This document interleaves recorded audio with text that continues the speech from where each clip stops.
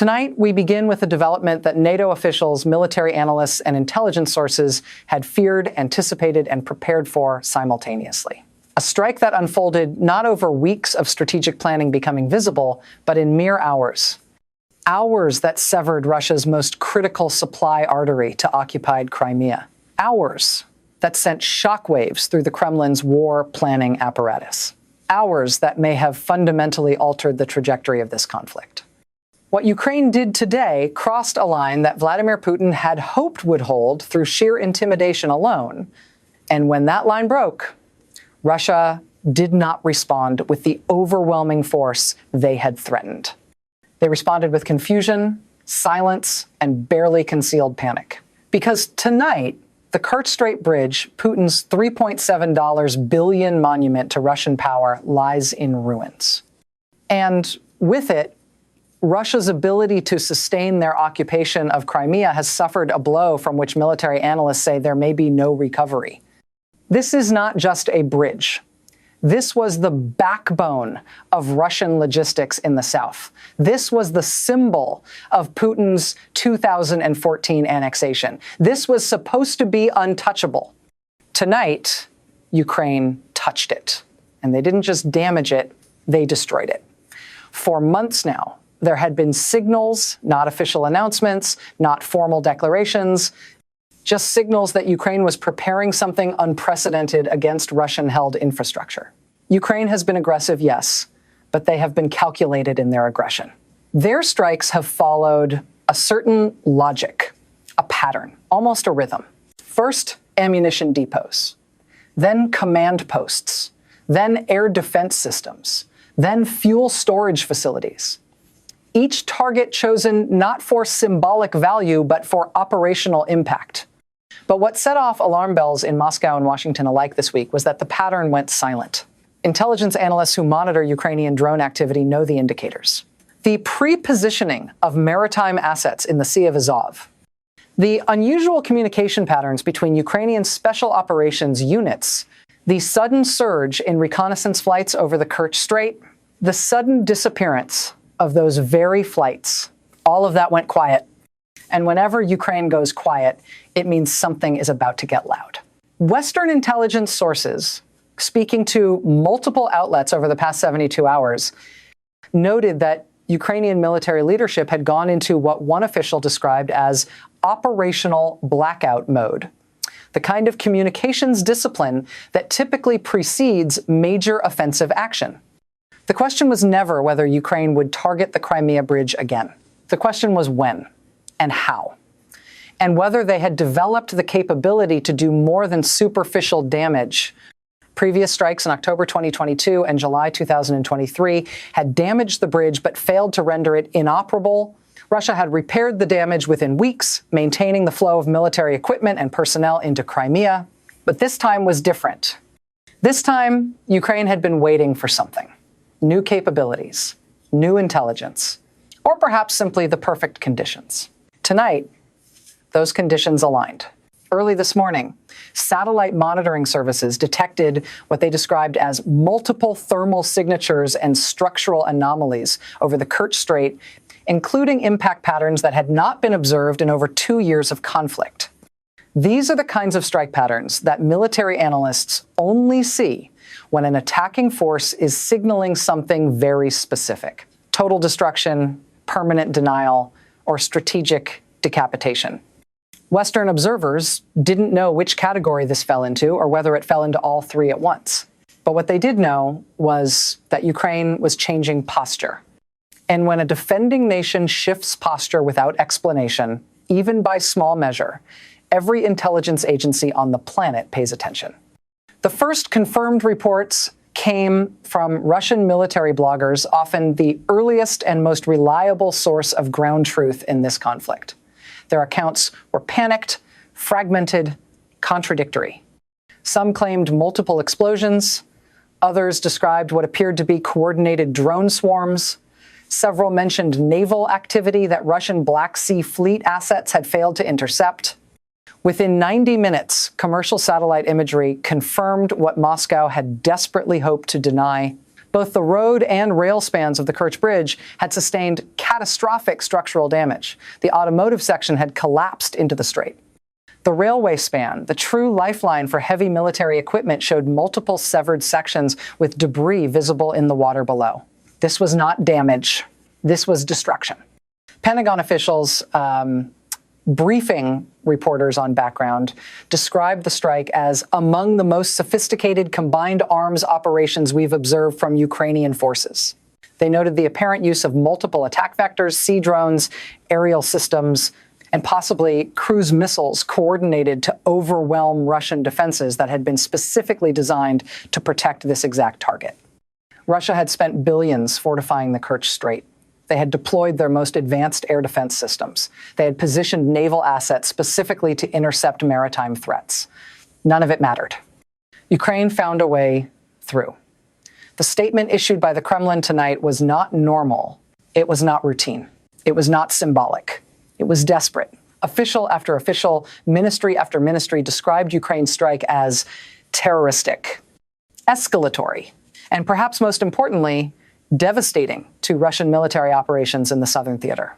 But Russian threats only work if the target hesitates. Ukraine did not.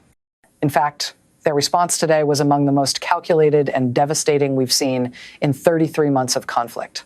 Here's what we know. Within hours of the initial strike confirmation, Ukrainian forces launched follow-up operations across the entire southern front. These weren't the routine harassment strikes that have characterized the past year of attritional warfare. These were operational exploitation attacks, the kind of coordinated offensive action that military planners only deploy when they are preparing to capitalize on a major disruption in enemy logistics. Ukrainian artillery units targeted Russian supply depots that had been stockpiling materials for distribution via the now destroyed bridge. Ukrainian drone units struck fuel storage facilities in Crimea that can no longer be easily resupplied. Ukrainian naval drones engaged Russian Black Sea Fleet vessels attempting to establish alternative supply routes. In other words, Ukraine didn't just destroy a bridge. They destroyed a logistics network, and then they immediately began exploiting the chaos that destruction created. This is textbook operational planning. This is what military academies teach as the optimal exploitation of a critical vulnerability strike. And Ukraine executed it with precision that has left military observers genuinely impressed.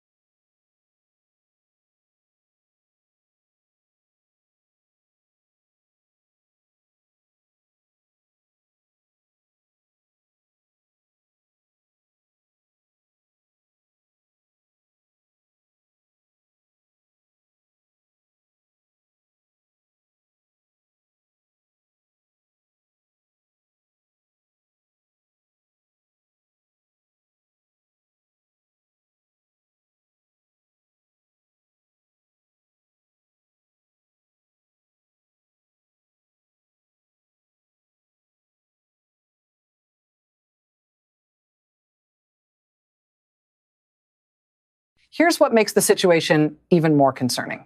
Ukraine's strike on the Crimea Bridge wasn't isolated, along with the infrastructure attack. Russian military bloggers also reported explosions at the Belbek airbase near Sevastopol.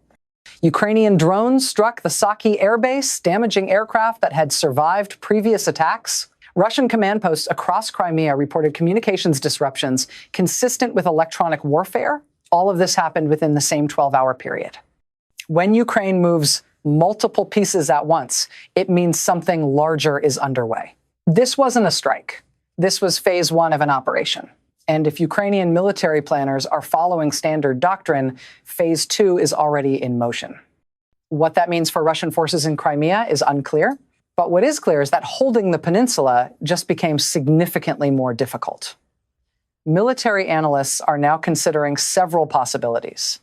One is that Ukraine is preparing a renewed offensive in the south, using the logistics disruption to create conditions for territorial gains. Another is that Ukraine is attempting to force Russia to redeploy resources from other fronts to reinforce Crimea. A third possibility, the one worrying some officials the most, is that Ukraine is attempting to create conditions that make continued Russian occupation of Crimea untenable without significant escalation. But today, Ukraine took the initiative in all three scenarios. They didn't wait for Russia to fortify alternative supply routes. They didn't wait for Russia to disperse critical materials. They didn't wait for Russia to adjust defensive postures. They struck decisively and comprehensively. They seized the moment and exploited it ruthlessly. Whatever happens next, Ukraine has demonstrated that they are no longer fighting a defensive war. They are fighting to win. What we're watching now is a test of strategic endurance. Russia wants to see whether Ukraine can sustain this level of operational tempo. Ukraine wants to show that they have moved beyond mere survival into active liberation. NATO wants to prevent any Russian response from escalating beyond conventional warfare. And the international community wants to prevent this conflict from spiraling into something even more dangerous. Each actor has different objectives. Each actor has different constraints. Each actor is watching what the others do next. The destruction of the Crimea Bridge has created a moment of maximum uncertainty. And in that uncertainty lies both tremendous opportunity and tremendous risk.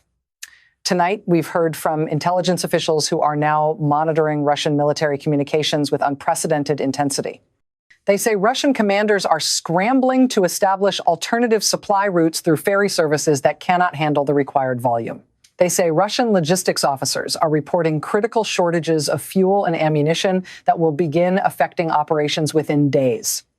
And they say Russia's decision to reinforce Crimea over the past year has now created a strategic liability over 100,000 troops who cannot be easily supplied or evacuated. But Russia is not accepting this quietly. In fact, Russian state media is calling for retaliation against Ukrainian cities. Their rhetoric today, panicked, aggressive, and desperate, sent a message to Ukraine that Russia remains dangerous. And it sent a message to NATO that this conflict has entered a new and more volatile phase. Ukrainian officials, for their part, have said they are prepared for whatever comes next. Their response today, coordinated, devastating, and precisely executed, sent a message to Russia that escalation works both ways. And it sent a message to Western allies that their military assistance is being used effectively. As the night goes on, we expect more details to emerge about what exactly Ukraine hoped to achieve beyond the immediate destruction. But what we do know is that NATO's intelligence sharing was timely. It enabled Ukraine to identify the optimal attack window. It enabled Ukrainian planners to understand Russian defensive gaps. And it enabled coordinated operations that maximize the impact of limited Ukrainian resources. What happens next will depend on what Russia does in the next 72 hours. If they accept this loss and focus on adaptation, this moment will be remembered as a turning point toward Ukrainian strategic advantage. If they escalate with attacks on Ukrainian cities or threats of nuclear response, NATO and Ukraine have already shown they are prepared to respond in kind. They have shown they are ready to sustain this fight. They have shown they are ready to match escalation with capability. And tonight, for the first time in 33 months, Russia appears to be genuinely uncertain about what comes next. The Kremlin is quiet, too quiet, And when Moscow is quiet, it means they are calculating. It means they are choosing their next move carefully. Because tonight, Russia learned something they have learned many times, but somehow keep forgetting. Ukrainian resolve cannot be broken with threats. Ukrainian capability cannot be dismissed as insufficient. And Ukrainian determination to liberate their territory cannot be deterred. This story is far from over. But tonight, one thing is clear. The Crimea Bridge, Putin's monument to permanent occupation, is gone. Russia's logistics in the south have suffered potentially fatal damage, and Ukraine has demonstrated that no Russian-held target is beyond their reach. And we will be here watching every detail as the next phase of this historic conflict unfolds.